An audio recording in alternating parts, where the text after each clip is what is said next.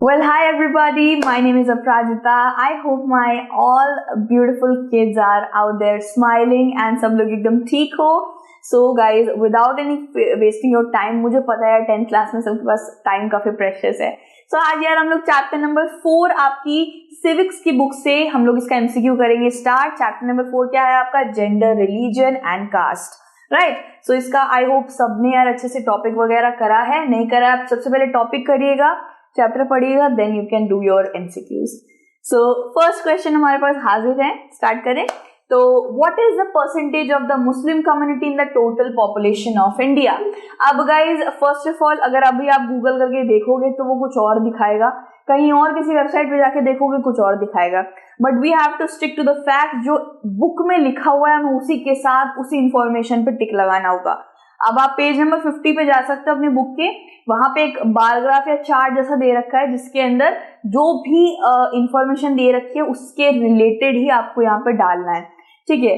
अब I guess वो chart किसी ने देखा नहीं होगा, इसीलिए MCQ में जब ऐसे क्वेश्चंस आते हैं आपको आंसर समझ आ जाता है, क्योंकि कभी कभी गाइस बुक से बाहर भी आ जाते हैं और बुक में ऐसी चीजें भी होती है जो हम पढ़ते भी नहीं है.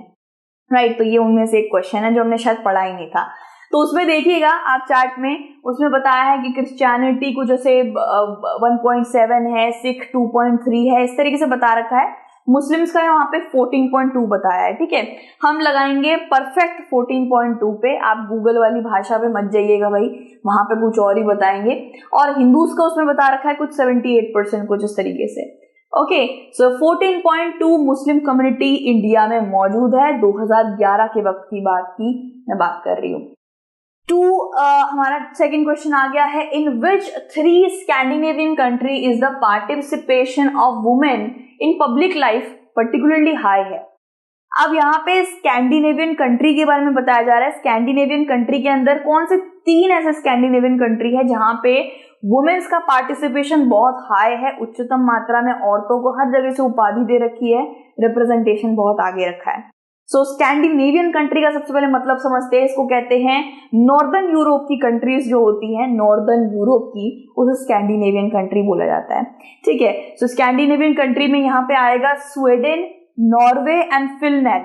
Sweden, Norway, Finland. सिर्फ यही नहीं गाइस, और भी कंट्रीज हैं.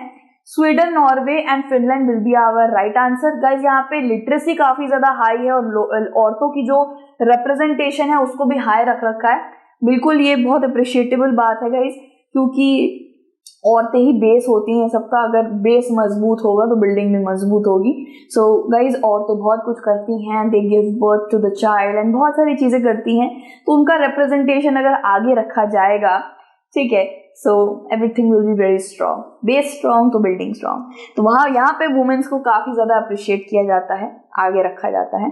ठीक है. सो थर्ड वाला क्या है? हु यूज्ड टू से that politics must be guided by ethics drawn from religion.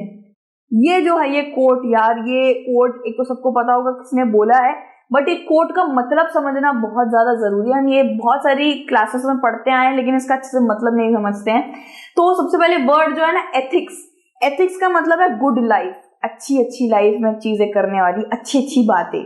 ठीक है. और जो धार्मिक यानी कि रिलीजन जो यहाँ पे बोला गया, रिलीजन में ऐसी अच्छी अच्छी बातें ही होती हैं. रिलीजन यानी कि धार्मिक चीजें हमें कभी भी गलत चीजें नहीं सिखाती है. धार्मिक चीजें हमें अच्छा कर्म करना सिखाती है. भले आप हिंदुइज्म में देखिए, आप इस्लाम में देखिए, आप क्रिश्चियनिटी में, सब जगह वहां पे पीस, काइंडनेस, हार्मनी रखना, हर धार्मिक चीज में यही सिखाया जाता है ना. सो गाइस यहाँ पे बोला गया है कि जो राजनीति है ना, पॉलिटिक्स, वो गाइड होनी चाहिए धार्मिक चीजों की अच्छी बातों से. बहुत डीप है ना. तो गाइस देखा जाए तो यहाँ पे ये लिखा हुआ है कि जो धार्मिक ग्रंथों में और धार्मिक सारी चीजें जो हैं उसमें जितनी भी अच्छे एथिक्स है उससे पॉलिटिक्स को गाइड करना चाहिए, ना कि राजनीति को, धर्म को एक यूजिंग टूल जैसा इस्तेमाल नहीं करना चाहिए. कहते हैं ना धर्म और पॉलिटिक्स कभी भी मिलाना नहीं चाहिए. लेकिन आपको धार्मिक पुस्तकों में, धर्म की चीजों में अच्छी अच्छी बातें जो हैं उससे पॉलिटिक्स को गाइड करना चाहिए. ठीक है. अगर धर्म की पुस्तकें हमें समझा रही हैं कि पीसफुल रहिए, काइंड रहिए, हार्मोनियस रहिए, बांट के खाइए, तो पॉलिटिक्स में भी ऐसा ही होना चाहिए कि आप पावर बांट दीजिए, काइंडनेस से काम करिए, राइट। सो ये बोला है महात्मा गांधी जी ने। एंड साथ साथ यहाँ पे 3 और ऑप्शन है। सरदार वल्लभ भाई पटेल, यू नो दैट हमारे फॉर्मर मिनिस्टर भी रह चुके हैं बहुत सारी चीजों में, ठीक है। साथ साथ इंटीग्रेशन करा था हमारे सारे स्टेट्स का, वरना भारत आज काफी सारे खंडों में विभाजित हो चुका होता अगर सरदार वल्लभ भाई पटेल नहीं होते तो। फिर स्वामी दयानंद सरस्वती की बात हो रही है। Swami Dayanand Saraswati was the founder of Arya Samaj. ये इनका स्लोगन था गो बैक टू वेदास, आप वेदों से पढ़िए। और साथ साथ यहाँ पे एक और नाम है मौलाना आजाद। मौलाना आजाद हमारे आजाद हिंद, हमारा जो हिंदुस्तान था, ठीक है, जब वो आजाद हो गया था तो उसके फर्स्ट एजुकेशन मिनिस्टर थे मौलाना आजाद।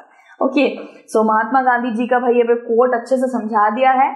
4th आता है आपका, the shift of population from rural area to urban area is called which of the following term.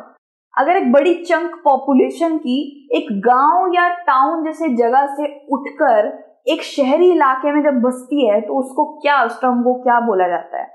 यहाँ पे थोड़ा दिमाग चक्कर होने वाला है भाई। यहाँ पे कुछ 4 हमको दे रखे हैं भाई।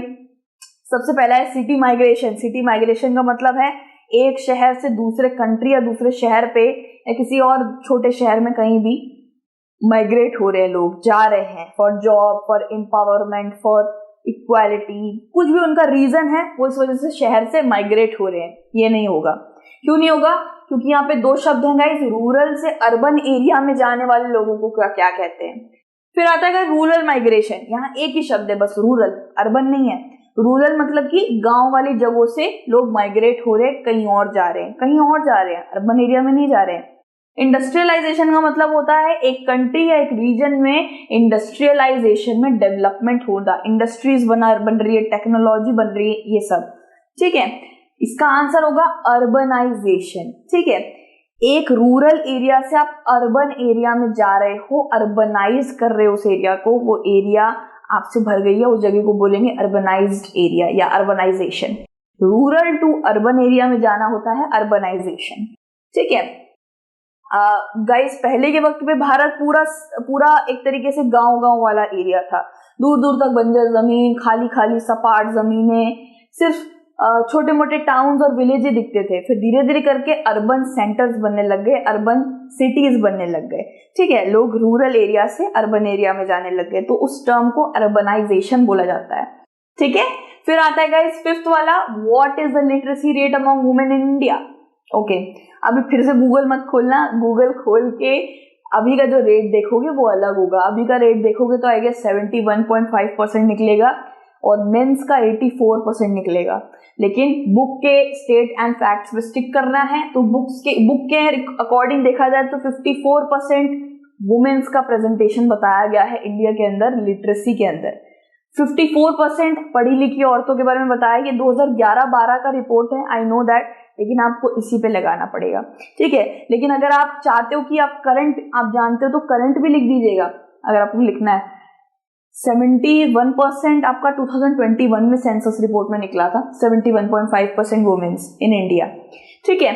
सो 54 will be the right answer. And mains का आएगा गाइस 70% था मेंस का इस वक्त पे, ठीक है, जो काफी ज्यादा बुरी बात है कि वुमेन्स का इतना कम था 54 एंड मेंस का 70% से भी अबव था। वाई? लेकिन अभी क्या ऐसा नहीं है, अभी 71% वुमेन्स का है तो 84% मेन का है। स्टिल अभी काफी बड़ा गैप है, वो फिल आउट हो जाए तो बढ़िया है, ठीक है।